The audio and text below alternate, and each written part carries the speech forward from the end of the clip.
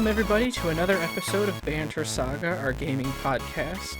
Tim's with me here, and hello.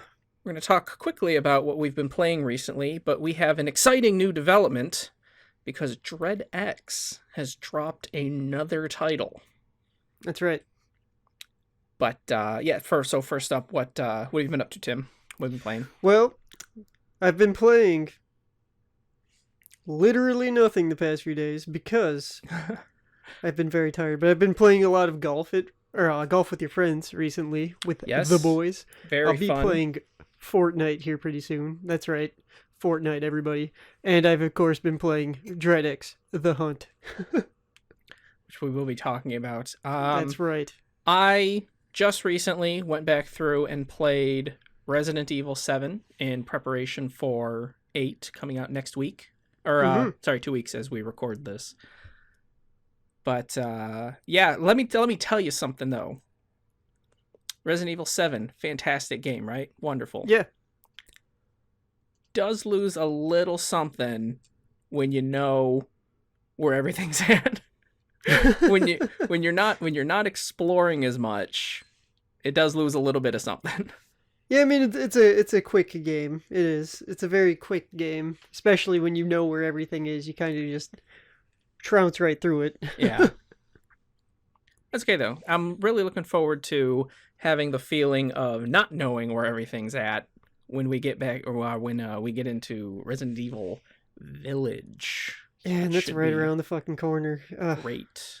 Also, with the whole, like, I don't even know what you'd call it. Like, because we know there's going to be a 9th one. They're doing like a new trilogy type thing.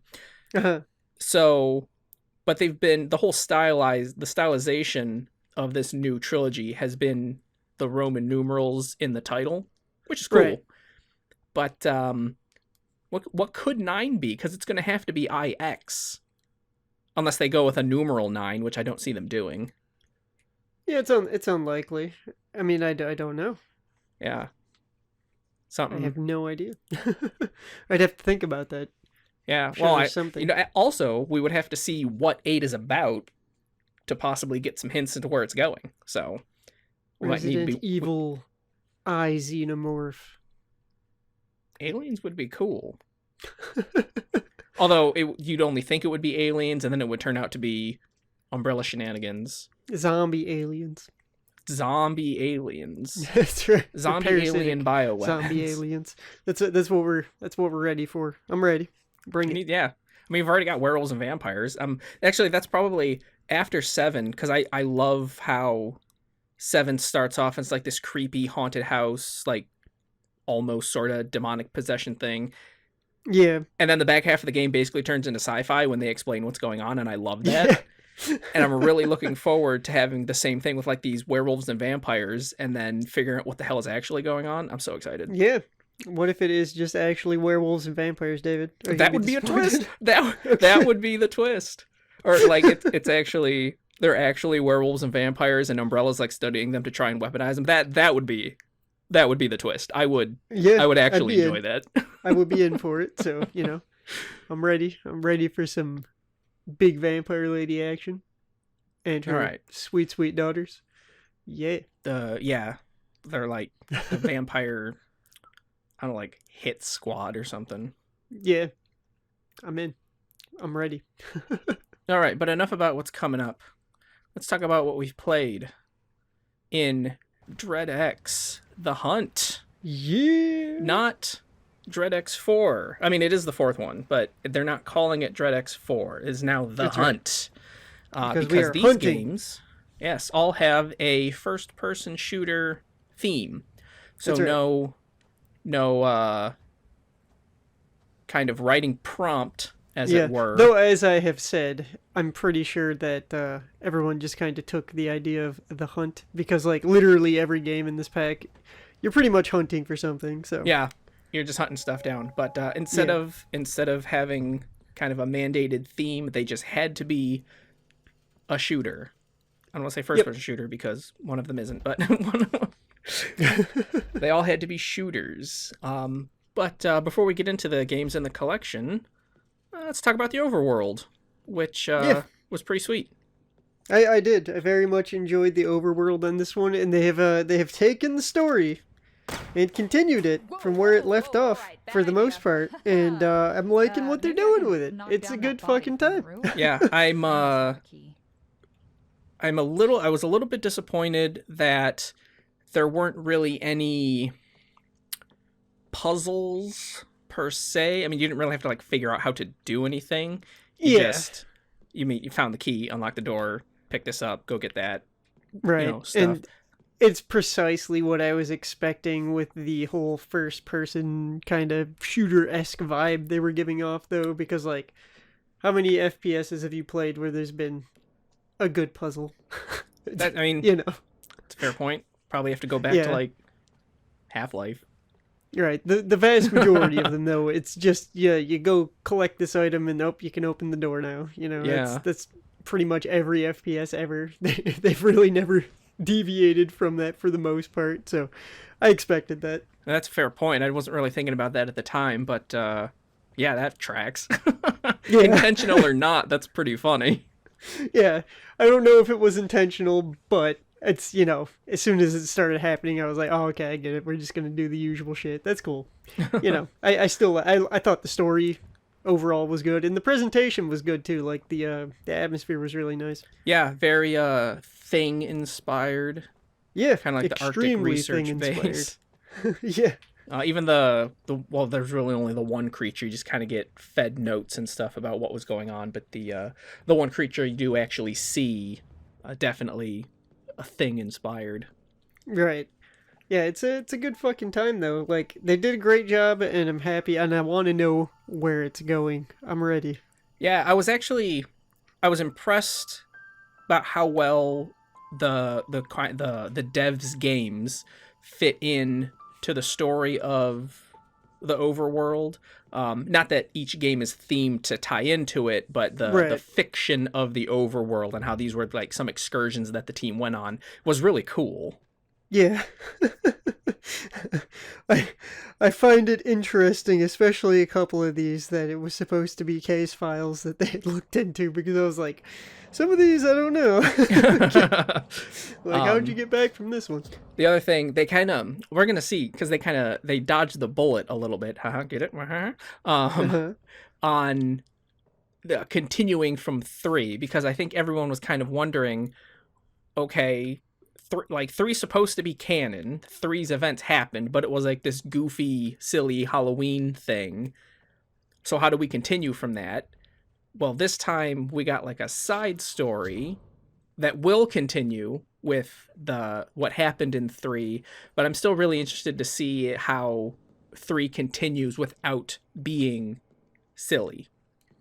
I don't even care if they make it silly. Like I said, if they decide to continue every time Prometheus is the main character to make a spoopy game, I'm fucking in, because I want to see more spoopy games from these collections as well. It wasn't my, like, I don't even know where to put, no, it probably was my favorite pack, honestly, but like, somewhere in there. 2's probably my favorite, but I don't know. But either way, the spoopy shit, I need more of that too. I want more of everything. Just bring me more. Yeah, that was pretty good. Even if it's not like outright spoopy, they could do like, I don't know, dark comedy to try and transition back over into the horror side. Right. I'm fine with it though. Like, I'm cool if they just make him the spoopy games guy. Yeah. Plus, I mean, now too, we have like the DreadX universe essentially. We could just get more characters. Like, that would be sweet, too. Yeah, that could be a thing as well. I mean, I'm not against that idea either. The only thing I fear with that option is, like, if you start adding too many characters, then you're going to be too big for your britches, and your story's going to start, dying. So be careful, but I'm alright with it for now. we'll have to see. I think this one, with it being sort of an offshoot, even though it does continue, I think the next one will definitely reveal their plans about where they're going with this. Yeah, I'm ready. Please bring me more. All right, then. As I said, I want more DreadX all day, every day. You can bring me 3 a year, I'd be happy. You can bring me 10 a year, I'd be happy. They did 3 years. What I'm hoping for. That's what they did last time. Yeah, I would love it if they did the initial that. set. All right, but enough about the overworld. Let's dive into these games. Yes. First up, a non-traditional first-person shooter. And shooter is kind of very loosely used. Axis Mundi, Okay. the photography game. Yes. Very much, well, I don't want to say inspired by, because according to the dev, he only just recently found out about Fatal Frame, but holy cow, is this just like Fatal Frame? Yeah, it's basically Fatal Frame. Yeah, it's a good fucking game though, and it's got like, I won't say this one has the most game for your game within it in the pack, but it's close. It's close to being at the top of that list as far as like how much game you get for your game. Like it's might be actually second place, honestly. Cause like while it's a pretty straightforward grind, it actually gives you more objectives to do that you don't have to do, but they add a little bit more to your gameplay experience. Yeah, the little bonus album I loved. Like that was a great feature. It is, and then you get the extra little lore bits, and you know how I love my extra lore bits. Lore bits. Yes. And not only that, but it was lore bits about what you were doing. It wasn't like just extra stuff to fill out the world, which would have been fine, don't get me wrong. But it was the stuff you were investigating already. Yeah, I very much enjoyed, each enemy had its own kind of little, shtick you had to work around. They all died in exactly the same manner, but they had different mechanics that you kind of had to work around. Nothing crazy, don't get me wrong. Yeah. But that was pretty neat. And then, yeah, I think my favorite thing about the entirety of the game, though, was just that little filling out the photo album and trying to figure out where to take all the pictures, because that was pretty cool. Yeah, that was, and the kind of, it was like an anthology within an anthology, because the individual stories you were investigating weren't connected to each other. They were just their own little snapshot shots with their short little story that you got to piece together. Yeah, with the which that was pretty neat as well. I will say, there's one thing about this game in particular that pissed me off, and I don't know if David experienced this, but for some reason, you know how you have to take a picture of the ghost to enter the world, right? You're talking about from the mall. Yes. Yes. Okay, so the first one, right? You come back from that world, and it's still there, right? Yes. So I went and I took a picture of it again because I'm like, oh, I got to kill this thing now, right? No. It just takes you right back to that fucking world and makes you play the entire goddamn thing again. Yeah, they don't disappear once you finished the level. Yes. I did not. I realize. I mean, I didn't go into it a second time, but you're right. It has a little bit suck that they don't go away. I understand why they don't go away, because people that want to collect all the little photos, you need to be able to go back to the worlds, and I get it. But maybe a word of warning. Mm-hmm. Maybe they could have like changed the color or something. Yeah, to let you know you've done it. Or, if I click on this thing again, maybe have a marker where it's like, oh, you've already completed this one. Are you sure you want to go back? Yeah. Something to let you know. Got the that's the only gripe, though. Crash Twinsanity problem where you can just end up stuck in a loop because it just, if you go back to the level trigger, it'll just load it back up. Yeah, it's like, motherfucker. Yeah, so I found out about that. I just, sped run my way through it, but I was like, this kind of sucks. But yeah, that's the only thing about this game that kind of sort of pissed me off. Everything else was great. Like, the mechanics work fine, and it's just an overall good time. But, so I don't know how you tackled the corkboard, but did you play them in order, left to right? I did. I played them in order from left to right. Yes. I did the same thing. So this would have been the first game we both played. Mm-hmm. And what a great introduction to this new collection. It really is. Solid game. Not really anything wrong with it. I didn't get my achievement the first time I played it because it bugged out. But jumped back in, loaded it up, and then just sipped the coffee again, and then it popped. So everything was okay with that. Yeah, I didn't have any trouble with the achievements popping in this one. I did not have that issue this time. I had a couple. The devs were very quick to patch it. They did a good job taking the feedback and saying, okay, look, we've got a fix now. So I think by the time you got to it, they probably have most of that sorted. But I mean, nothing fatally wrong. Obviously, if you just don't get an achievement to pop, that's a pretty good bug to have. Yeah, I mean, unless you're one of us, in which case hunting makes those me very achievements. Angry. Okay. But Oh god. Speaking of, well, you had mentioned the most game for your buck. Mm-hmm. I think our next game might be the most game for your buck. Certainly the game I was most impressed with in the collection. Okay. The Fruit. Okay. Yeah, this is precisely the game that I would say is the most game for your buck in the entire pack. There's more game here than any other game in the pack. There's so much you can do, and it's its own little contained world, and it's great. Yeah, I was starting off, I thought, okay, this is going to be like a, I don't know, Amnesia or Outlast type thing where you got to sneak around stuff.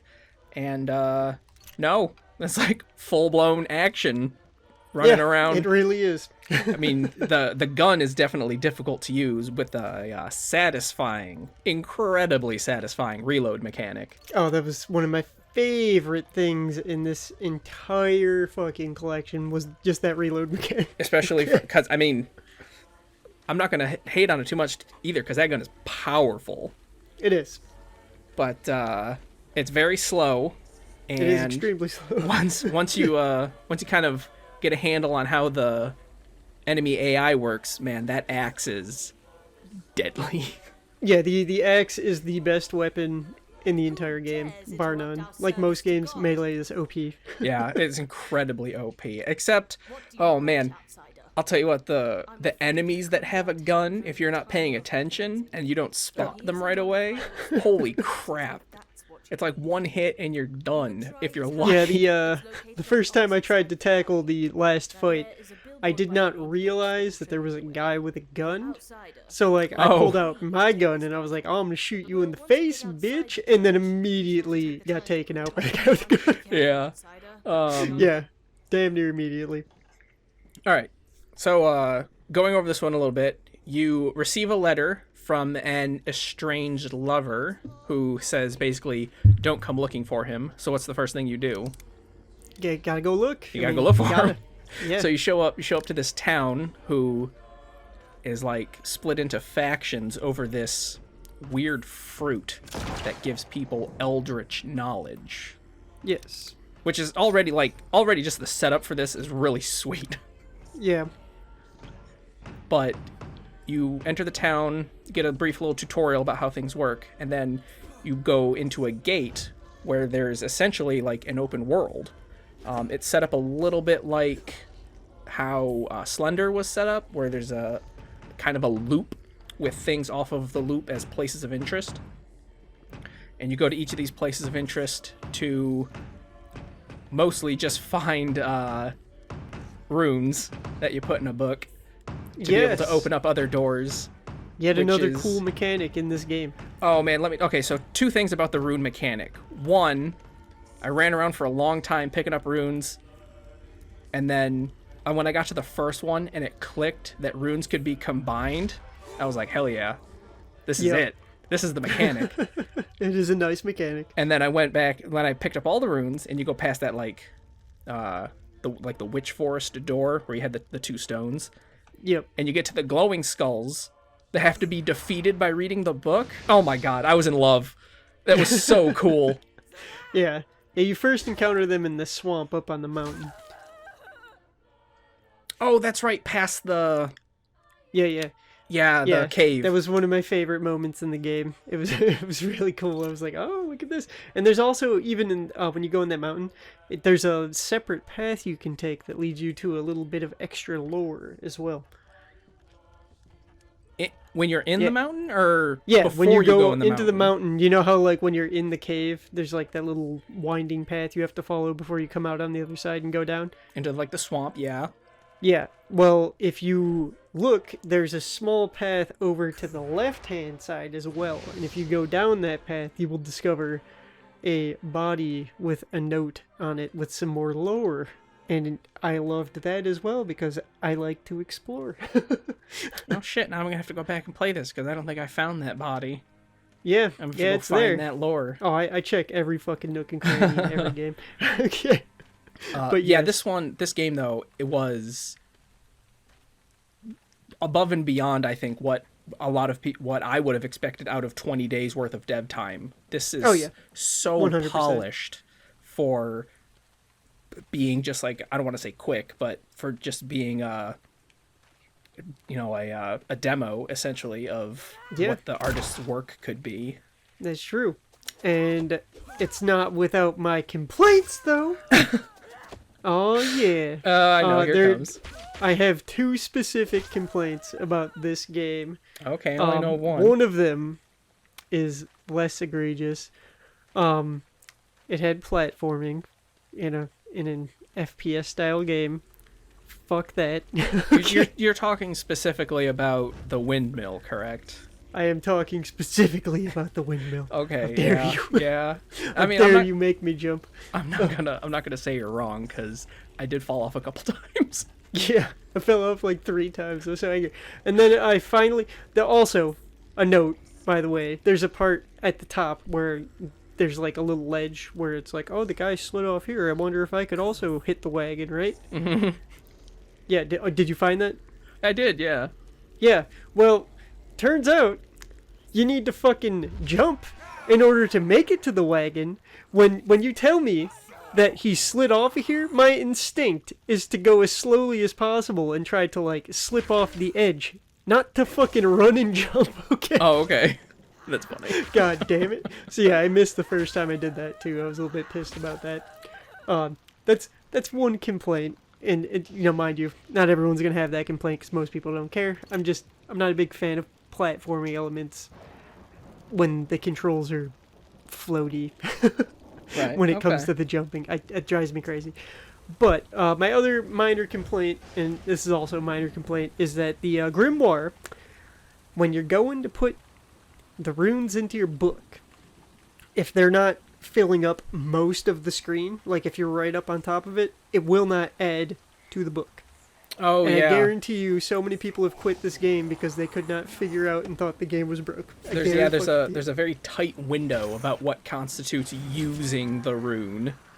Yeah, that's the only thing that I would say was kind of, something that maybe should have been tested a little bit more. I figured it out. It took me a minute to figure out what the hell was going on, but like I guarantee more than a few people quit because of that, because people are impatient as fuck. Yeah, I mean, I can see that. I guess one small complaint I would add on top of the grimoire is it feels like it's reversed when you're flipping through the pages.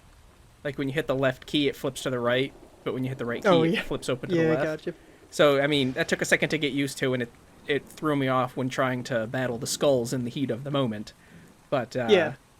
I mean, minor complaints in an otherwise absolutely fantastic game. Yeah, it is. It's phenomenal, and I absolutely love the ending where it basically completely flips the script and becomes a comedy. Oh yeah, and it's so good. That was something straight out of like Evil Dead 2. Yeah, it really was. It really fucking was. It was so good. So bravo to whoever made this because phenomenal work. Okay, next game is actually a returning dev from the same people who brought us Arcadultra. Is Seraphixial. Yeah. Which is first-person shooter. Not really much to say about the shooting itself, or even really the levels. It's very standard. The levels are pretty much, a linear walk. Nothing crazy there. But I know David's about to bring this up. These enemy designs. Yes. Holy cow. Yeah. I thought the art style's phenomenal. Yeah, there's such a weird disconnect between like the level geometry, like the actual just ground that you walk on, and all of the characters, even though those weird like plants that are eating arms, Yeah. the level geometry itself looks kind of basic. It's like very simple, and then the enemies start spawning in, and it's like these really super detailed, just like super well animated creatures. And I was like, this is kind of off-putting. I was like, oh god. Oh man, yeah, the enemy designs are absolutely phenomenal.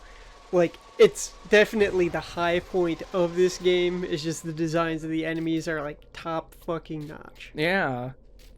You're walking through, you're just shooting stuff, and I personally thought the story of this particular one was decent. It's not anything very home about. No, it was okay. It kept me entertained. It was definitely the kind of, like carrot on a stick, just keep pushing you forward, thing. And then when you get to the end, and it's like, oh, okay, I see what's going on here. That last fight sucked though. It was a slog. You're absolutely right. It was a slog. Hey, let me just run around in a circle and shoot a thing probably like 50 times. Well, you axe the purple dudes in the face, and then you shoot thing 50 times. Oh, I just shot everything. Yeah, no, I always axe the purple dudes. Always use the axe. Like I said, I'm all about that melee. The game has 4 weapons. 1 is melee, 3 are guns. Literally no difference between any of the guns outside attack power. Not at all. Yeah, I mean, think the one that kind of looks like a shotgun, I don't even think it had its bread. Yeah, I don't think so. Like, yeah, so, like that could probably use some work, but like I didn't mind. I just used my strong gun when I had my strong gun available, and if I didn't, I used my weak gun. Yeah. I did like nothing bad there. Reloading was pretty quick though. I did appreciate that. Mm-hmm. You had it accurate enough to like place your shots, but when you're out of ammo, it's not like, oh, let me reload the gun for like 5 seconds and then like, okay, now we're back. Yeah. Oh, I do want to bring up the Kraken boss was probably my favorite point in those games. I did very much enjoy the Kraken fight. They were pretty cool. I enjoyed it. Not anything crazy, don't get me wrong, but like it's a little mechanic of you gotta kind of keep moving side to side to dodge it from smashing you. Pretty cool. Yeah, I mean they were fine. I think 2 of them popped up, I want to say. Yeah, there was 2. 2, yeah. Yeah, I mean that was a nice change of pace from just running around and shooting in semi-open arenas. But yes, I mean another just solid entry.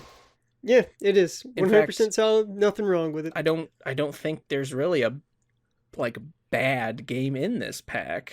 That's the funny thing.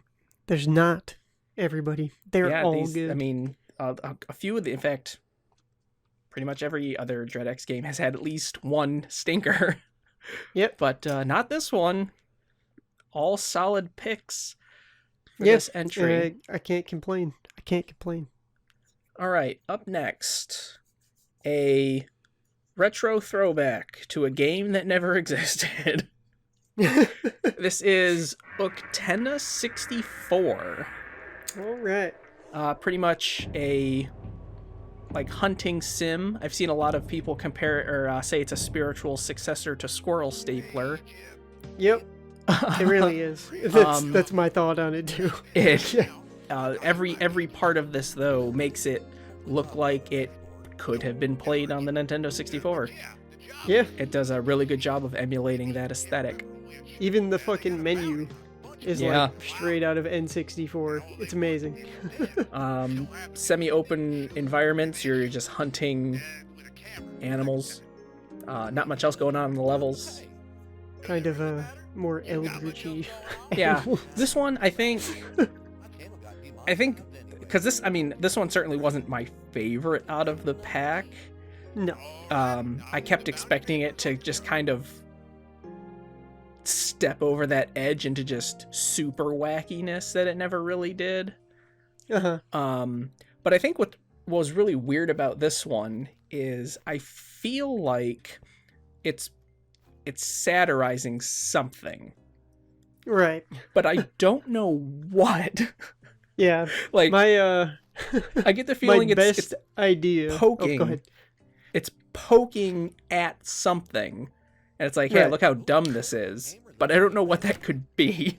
Yeah, my best idea of what that thing is, because I had the exact same feeling, is just hunting culture in general. Okay. Because you got your fucking over-the-top redneck, and then he basically just goes around fapping it to pictures of dead animals, and that's basically what they do. I mean, let's be real. So, Okay. All right, I can see that's that. where my brain went with it anyway. Maybe I'll have to, I don't know, maybe I'll find some, like, hunting YouTube videos and see if, see if it triggers anything from this game about it. Okay. Yeah, that was my best bet on that one, though. Yeah, I think overall with this one, like, mechanically speaking, it works fine. It took me a minute to kind of get my bearings because, like, the gun feels a little bit weird at first. It took me a second to kind of, like, figure that out, especially with, like, the scope and all that. But once I figured that out, the game's actually pretty simple. Yeah, not a lot. I mean, the most puzzly thing, I guess, in this is trying to find some of the animals, where you either had to find the call or... Actually, you know, it took me a long time to figure out What's that? that some of the, like, corpses in trees had to have pictures taken of them. Because I thought I was only taking pictures of what I shot for the longest time. Yeah, you can actually complete the level without taking every picture available to you. You only have to clear as many as it says you do. Oh, really? I don't even notice. I don't think I noticed if I was taking, like, you know, if it was more than the required number. Oh, yeah. I thought yeah, I think there's especially the wintry kind of mountain level with the wolves. Yeah. They give you, like, 13 pictures or something on that one, and you only need, like, I think that one was, or that might have been 16 pictures, actually, and that one only required 10, I believe. Yeah. Oh, okay. It tells you the requirements for the level on the screen where you're selecting the level. Whatever number's on there, that's how many pictures you need to complete the level. Oh, okay. That probably would have let me finish that game faster then. Okay. Yeah, probably. I still looked for everything, though, because it's what I do, but yeah. Okay. But that end, though, with the giant deer snake. Yeah, yeah. It got close. So that actually got close to kind of the bonkers, just stuff that I was expecting out of the game. Yes, but didn't quite reach where I thought it was going. No, it that definitely was unexpected. Don't get me wrong. But you know, you knew something was coming. You just didn't know what. I enjoyed that fight. I felt like it was a little too sloggy. Yeah. Did go on for a long time. Yeah, I would have liked it to be a little bit shorter, but overall, I mean, it didn't really take anything from the game, in my opinion. Yeah, I mean, it was just, you know, it was the end. You're just gonna blow ammo into it, and then the game just ends anyway, so I guess it doesn't really matter in the end. There's another game in this pack that handles blowing ammo into things much better. Okay. All right, but next, another returning dev to the DreadX collection. In fact, Tim, the returning dev to the DreadX collection. That's right. We are talking about the one and only Torpal Duke. My boy. Your boy and mine, with Black Relic. Oh, yeah. This one is actually not a first-person shooter. It is a third-person shooter, where you have a crossbow. You play as a monk, and some evil befalls your little monastery, and you have to go fight it. That's right. Good luck. This is, and I've thought about this, this is my favorite game in the pack. Is it really? It is. This is my favorite game in the pack. Another Torpal Duke win for Tim. Yeah, I mean, don't get me wrong. I don't actually think I've chosen Torpal Duke as my winner on any of the other packs. But he's always been, like, one of my favorites, if not my favorite from the pack. This one, I think, personally, I believe this is my favorite game, and I feel like it's the best made one. Yeah, this one definitely sets its own pace with the crossbow and how enemies kind of have to be handled, which I did. I enjoyed it a lot. It's slower. You kind of you have to find cover more often. Mm-hmm. The two like humanoid fights you do, the one like guy at the village and then like the final boss, right. I actually think we're a little bit too easy to The just first one was hilarious. I literally just stood there, reloaded, and shot him, and he just kept getting knocked back. So I was like, fuck you. The boss guy, you did actually have to run from a little bit more. But the standard enemies, just on the overworld were just. I think if everything was sped up just a little bit, the enemies, I don't mean like the crossbow firing or anything. If the enemies were a little bit faster, I think it would have been more tense. Probably, because then you would have constantly been trying to run and reload constantly. You crack shot off and crack one or two shots off and then have to reposition. Being a little bit more tense. Oh god.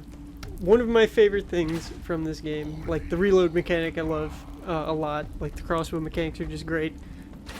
My favorite thing of this, in pretty much every Torpal Duke game ever, is the way that they craft their lore into their world is like hands down the best lore crafting. They just do such a good job of creating their little contained unit and giving you all the lore possible while you just get through their game, and it's so good.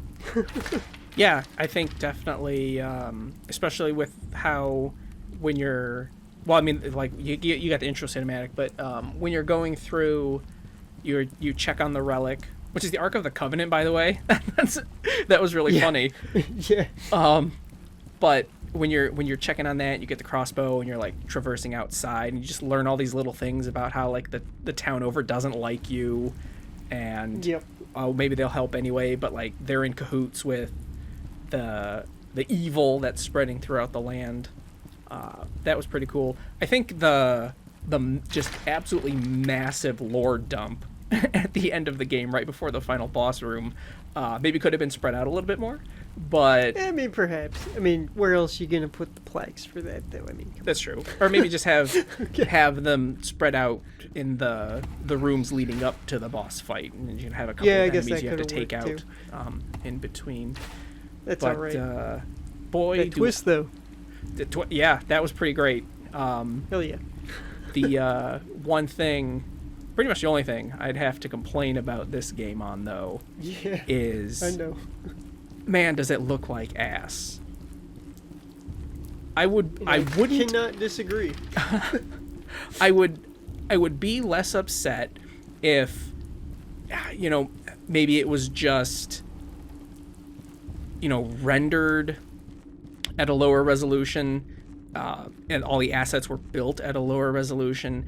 But you can tell it's essentially the same graphics as, Undiscovered, also by Torpal Duke, with that really low polygon count aesthetic, with just this messy pixel filter slapped over it, and man, does it look rough. I mean, I can't disagree. It doesn't look the greatest. It has its own little charm, but it could look better. Oh, God. I mean, maybe I can't disagree with that at all. Make the filter less chunky or something, but yeah, that one hurt after a while. Oh man, yeah, I'm 100% convinced after this one that Torpal Duke just can do no wrong. I mean, Torpal Duke has been the constant in all of these Dread X collections, and I think the first collection that doesn't have him in it it's gonna be a sad day. And if I may, I would be extremely sad if you decided to skip one of these, but if I may, I feel like the overall, like this man, I believe he's crafting a Torpal Duke universe. Okay. It does feel like that a little bit. because I feel like Hand of Doom and this take place in the same universe, just based on some of the things that were like said in the lore comparatively. And then also we already know that Chip's Tips is in universe with Hand of Doom. Well, so that's what it is everyone in the Torpilduke universe is friends with the guy who owns Chip. He's the one, he's the constant. Yeah, so I mean, he's got his own universe coming. Like, I don't know if the Undiscovered works in there or not, but like the other 3 games, they're all in universe for me. Yeah. Heck yeah. I'll subscribe to that fan theory. Yes. I'm there. Okay. All right, we got 2 games left. And the first one is, I don't know. Because it's Rows of Meat. Oh, Jesus. Okay. Like, I mean, the closest thing that I've ever played that I can describe this, that probably no one else has ever played, is it's exactly like Off-Peak. It's just... I have not played that. Weird. It's just weird. It's an surreal, extremely strange game. Nonsense, weird. Yeah. I mean, that's really the best way to describe this game. Yeah, there's really not much else to say about it. You run around, you've got a revolver and a gun that makes limbs. I'm sorry, it's not a gun. It's a shoe with a leg that makes limbs that you can like climb on. And occasionally they have a barrel. Meat people, okay. Yeah. And occasionally those meat people have a barrel that you shoot and it explodes and kills the things that are in the world. And I mean, I don't know. It's just there's stuff going on and you have to do that stuff. Oh god, I mean, that's basically this game. Yeah. I mean, it's just fucking weird, dudes. And like, I was sitting here trying to think of like what would be the stinker of this pack. And like, I like all the games, including this one. I enjoyed it, don't get me wrong. But like, I'm pretty sure once you know what you're doing, you can probably just like walk through this game without ever really doing anything till the very end. Yeah. And that's the thing too, like, this game is weird, but it's not bad. No, it's not bad at all. It's not bad. It's just very odd. Yeah, it's hard to describe. Like, you have to play this one. It's just I mean, really weird. This is another, this is one, I'll have footage of the game playing over all this, and just look at this. Look at this mess. I will say, like, first off, when I was trying to figure out how to get ammo the first time, I spawned in, like, 75,000 meat people, and I just had a pile of meat people that I was climbing up. It was a mountain of meat people that I was just climbing up looking for ammo. I was like, where is it? Yep, I also did run out of ammo once. Yeah. I did find out, at least I'm pretty sure, that it was my fault. It pissed me off, don't get me wrong. But I'm pretty sure they only give you ammo when you have no spare ammo. I'm like 90% certain. I think you're correct. I noticed that. Yeah, I do believe that's correct. Yeah, so it was definitely my fault, but it did make me angry, and I did spend probably 35 minutes trying to figure out how to get ammo. Yeah, okay. Definitely. But yeah, Rows of Meat, just... what the hell? Yeah, I mean, truly. Oh, I will say I enjoyed the mechanics of shooting the meat paper barrels and trying to hit enemies with them. It was pretty neat. Yeah, I mean, it's something a little bit different, instead of just shooting them with your gun, you have to trap them almost, kind of. The final boss, though, that, like, giant meat spider, that was pretty cool. It was pretty cool. I enjoyed it. I thought it was going to be harder than it was. Yeah, well, I got I don't remember how I got over to it, but it like chased me over to those the houses where you kind of start with the woman sitting on the roof. It chased me over there and I got pinned. It was ramming me up against the house, so I got pinned there. Died quite a few times because it would spawn me really close to that area. Okay. So I would spawn the barrel people, shoot it, and like take damage. So I kept dying to myself, essentially, because the spider trapped me up against the house. Okay, yeah. That's always rough when that happens, too. But there's only one more game. A short collection. That's 7 right. games in this one. But I don't want to say we saved the best for last, but another solid entry in the House of Unrest. A very solid entry indeed. This one. See, this one is how you do a pixelated 3D game. Yeah, I mean, that's fair. This one was so much better in that regard. I was actually, when it started up, and you have the crucifix, and it's like, use the light to burn away the demonic flesh or whatever, I got super excited, because I was like, oh my god, yes, this is going to be just like Alan Wake, where you have to, like, burn the enemies up before they'll take gunfire. And that is not what it ended up being. No, the crucifix is basically just used to open pathways that are covered by flesh. Which is fine. Yeah, because, it's fine. But I set my expectations way too high. Yeah, this game does feature unlimited ammo, which means anytime you do see an enemy, you unload an entire clip into their face. Yeah. Every fucking time. And I love it. Solid open world design with some... Yeah, they're not too complicated, but definitely interesting puzzles to try and solve within this mansion. Yeah, they got some nice little puzzles, and if you read all the notes, you'll know exactly what you're doing. I mean, you're gonna figure it out either way, because nothing's super complicated, but, like, the notes kind of lead you in the right direction, which is nice. And, good... Well, the last one's kind of ridiculous, but the like, mid-boss fight with the gardener homunculus in the basement was really good. Yep, that was really good. The last one, against the main final demon, boss, it's just a blowout. Sold the whole game for me. It's so fucking ridiculous. It's so fucking good. I was waiting for the moment that it became exactly what happened there, and, like, as soon as the demon started talking, I knew exactly what was going to happen, and I was like, yes. Before it even happened, I was like, here it comes. Okay. Yeah, I wasn't even thinking about it up until we got to that boss fight. Because you start the game, you open your trunk, and you have all your equipment in it, and the AKs are right there. And then you go through the rest of the game, and you just have your pistol and crucifix. I was like, okay, whatever.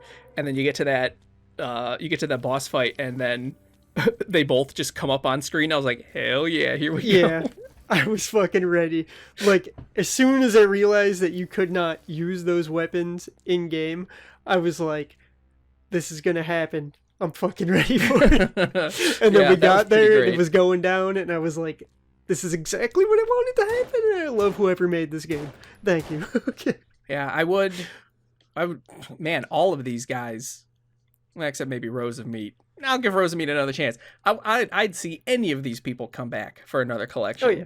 I'd give Rose of Meat guy a chance, because, like, even if I didn't think it was the best game in this pack, I still enjoyed the fuck out of it. I had a good time. Like, it had some fun mechanics, and, like, the story was, like, weirdly comical, and I enjoyed it greatly. Yeah. I'm telling you, actually, here's a stealth recommendation, although I think I've told you before. If you did like this, definitely play the off-peak games. Yeah, I'll check that out. First one's I think free. You have mentioned it to me before. First one's free. And then, definitely grab the others. Oh, yes. If I may, House of Unrest was my runner-up for favorite game in this pack. I had a hard time choosing between that and Torpal Duke one. I really did. Right. So, yeah. I mean, so we've split the difference a little bit on this one. I think we agreed a lot on the other packs, but this one had a lot of variety. So you liked Black Relic the most. Yes. I believe is what you said. Yep.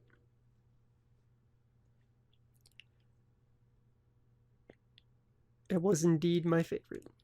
And I probably enjoyed the Fruit the most. Yep. That was just... I was blown away by that. Yeah, I mean, as soon as I started playing that one, I already knew which game you were about to tell me was the best game. And I mean, I can't really say anything bad about any of them. I don't want to label any of them as being the worst. Yeah, I won't. I refuse. This pack, to me, does not have a game that I would not want to play again. They're all good. So, excellent. Yeah. A solid win for Dread XP once again. Now, where would you put this on the entire spectrum of the Dread X releases? That's such a hard decision. Because, like, a part of me wants to put it at the top. It really does. But I'm torn between whether it deserves the top spot or whether I think it belongs in second place. Yeah. I mean, I guess theoretically, it's so hard. Maybe I have to go back and play the other 2 or 3, I mean. Yeah. But maybe I have to go back and play them because, like, this one I would say is the most solid because there's not a game in here that's bad. Right. But it also doesn't have, like, a best game that is as good as the best game from a couple of the other ones. It's true. Yeah, that is definitely true. Yeah. So it's a hard choice. It really is. I think if you were to twist my arm, I would actually put this in third. Okay.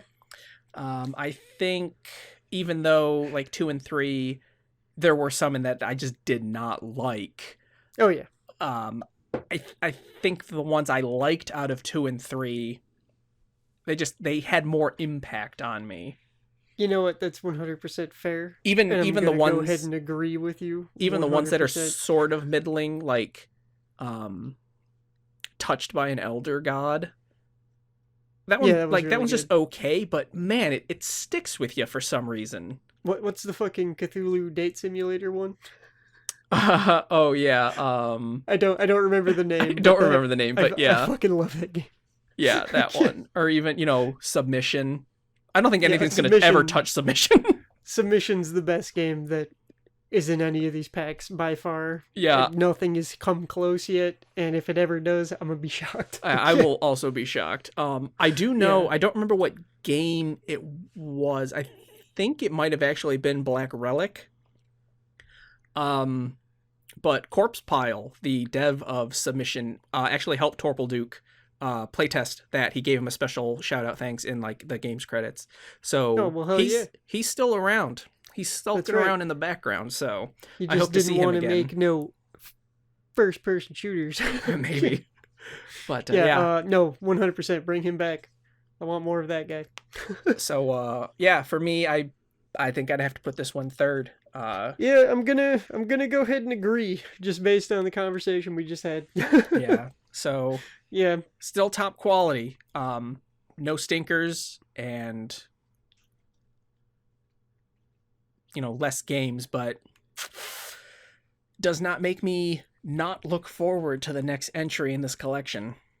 Oh yeah, no, I'm 100% there. The moment that the next game comes out, I'm fucking on that shit. Yep, the only reason I saw this one is because I just, let me check Dread X news one day, and I was like, The Hunt? What? And yeah, you know what's hilarious is like I was paying attention to the website like literally every day waiting for an announcement for a couple months, and then I just stopped, and then all of a sudden, here it is. Yeah, like, it's out. So well, keep your eye out, because if the other packs are telling of what the turnaround is going to be, we've got about 3 months till the next one, so keep an eye out. Yes. But with all of the games in Dread X now have been thoroughly discussed and talked about by us, before we leave you here today, what are you looking forward to? If that's changed at all in the past week.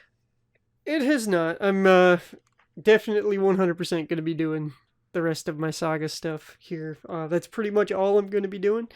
And then what day is Resident Evil come out? The 7th. So that's going to be... I believe is a Friday. Yeah, it's going to be a little ways away from us right now. Yeah, about a week and a half. So, yeah. So, yeah, I'll be looking forward to that, don't get me wrong, but right now it's all about that Saga life. Yeah, I think, mine hasn't really changed. Resident Evil is definitely the biggest thing on my radar right now, especially given that Psychonauts 2 still does not have a firm date. Although they've, in the last, because I backed it on Fig when it was first announced. The last update they gave us, they're pretty committed to 2021, so it should be out this year. We just don't know when. Let us pray. Please, Tim Schafer, please. But with that, that's all we have for you today. What's it? Like, comment, subscribe, all that stuff. Bell. Hit that bell. Yeah, the bell. I mean, you could hit the bell. This goes up like pretty much the same time every week, so if you just know that, you don't really need the bell. Maybe I'll start being variable with time, and that will give people a reason to hit the bell. Fair enough. We'll see what happens. But until next time, we'll see you around. Good day.